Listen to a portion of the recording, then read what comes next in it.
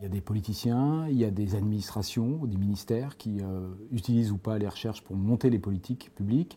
Et puis il y a des collectivités locales et il y a aussi la société civile. Et ça n'est pas exactement les mêmes choses d'essayer de transférer son savoir à un ministre qui doit mettre en place une nouvelle politique ou à des associations qui vont essayer de eux-mêmes faire avancer la cause. Le temps de la recherche n'est pas celui du temps de la politique. Et souvent, quand les politiques se posent une question, les chercheurs n'ont pas toujours la réponse immédiate. Les politiques répondent beaucoup à des questions d'opinion publique plus qu'à des savoirs. En tout cas, ils ne s'essayent pas de faire le tour d'une question.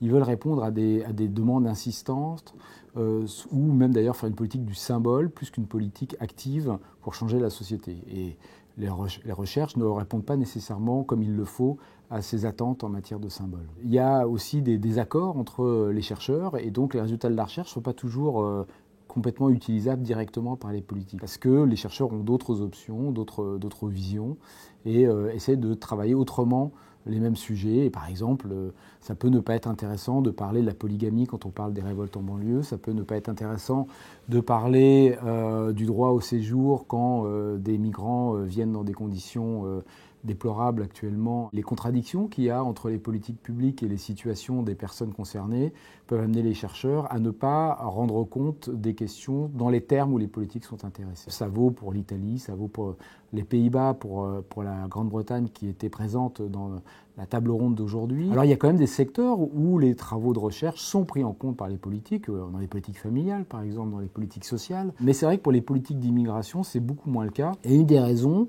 c'est parce que les politiques d'immigration sont beaucoup plus du côté du symbole que du côté de l'action concrète. L'idée par exemple qu'on puisse stopper complètement l'immigration, qui est souvent un discours politique qui revient dans la bouche de beaucoup de gouvernements, est une raison, enfin une idée complètement insoutenable du point de vue de la recherche. Et on a beau le dire, eh bien, ça ne change pas grand-chose du point de vue des discours politiques. Donc on touche du doigt des options différentes qui amènent à avoir une difficulté de communication entre la recherche et le politique.